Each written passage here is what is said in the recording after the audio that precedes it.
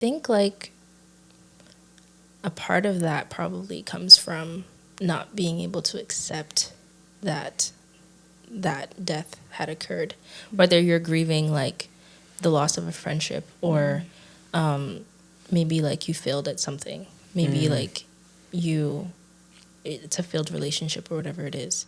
Like, I think people who are stuck are not accepting that had to leave, that had to go. And so that's the first step, is really just accepting that you don't have control over whether or not it stays in your life anymore. That's hard. Yeah, that's like the biggest. One of the most hardest things to do. Because like a lot of the times we depend on that as a source of like love, or a source of joy, or a source of happiness. And I think like God would allow that loss so that he can say, hey, I'm here as that source of happiness. I'm here too. Yeah. Yeah, I'm here as that source of love. I like that. And if someone is stuck, it's because they don't want to accept that, like, that there's other sources of happiness and love and peace from different things. And it's okay to not be in control of that in your life, I think. And also, like, the things that keep us stuck and not grieving is, like, if you're grieving in a worldly way, like, I really believe that there's a holy way to grieve and mourn, and I think that there's a worldly way. I strongly believe this because I've experienced both. Like, I've tried both of, like, just, like, have you guys ever seen, like, I don't know if you've ever been to a funeral where, like, they're pouring liquor on the casket or something like that. And I look at them like, why are we doing this? We need to cancel that. Yeah. Like, he's not drinking. He can't taste this. Like, I'm sorry, but, like, call it a community. We got to do better. But, yeah. Yeah. Yeah. We could go on and on about that topic. Yeah. Because they don't understand, though. Like, and I get it. Because, like, that's a part of them. Like, it's a part of who they are. And they contribute that to their identity, too. Because if they were a drinker, if they were a smoker, like, they were drinking this Guinness, and so now they're drinking the Guinness. But accept that is not who you're supposed to be. That's not fully a part of them.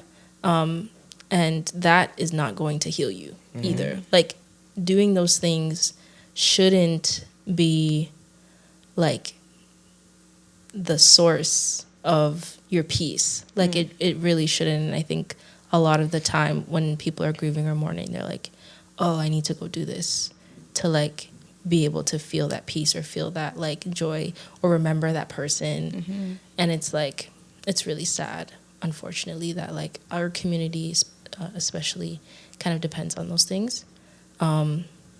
So, like, grieving in a holy way looks like worshiping God, like being in a space of, like, worship and, like, just a secret place with him and prayer. Like, that was the only thing that, like, really could give me some sort of peace.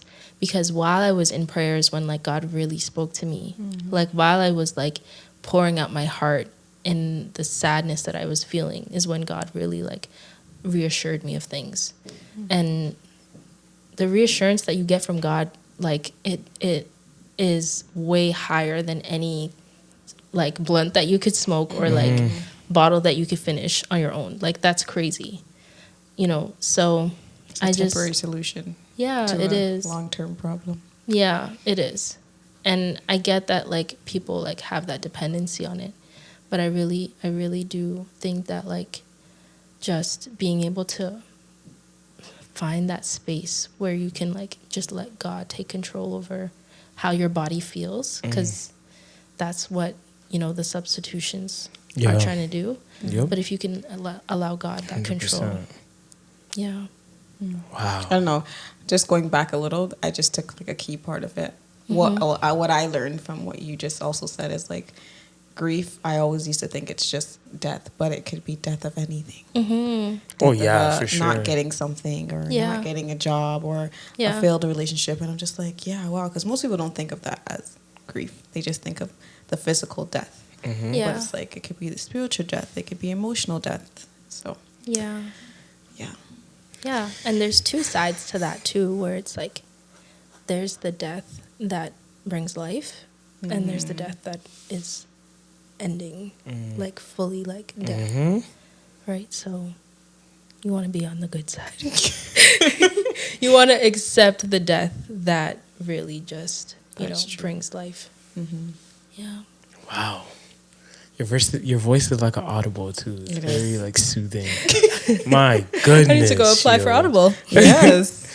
Whoa. So that's amazing. This has been amazing.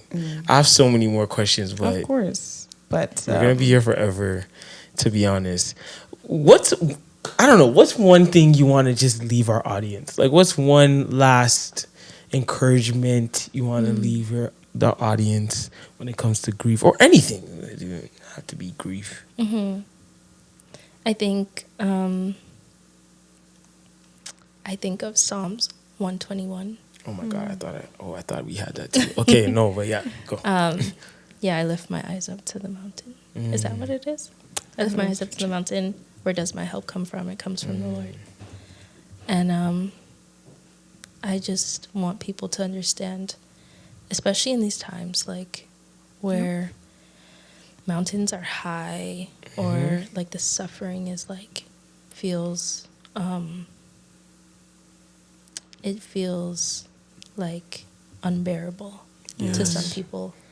Like, I think you have to lift your eyes up. Yeah. Yeah, and look at God and look at what He can do and how He can change your life. A lot of grief, I think, like, for me, my grief has come from like, just what I've done in my life and, like, the mess that I've made of my life. And that brings on a lot of shame and guilt and all those things.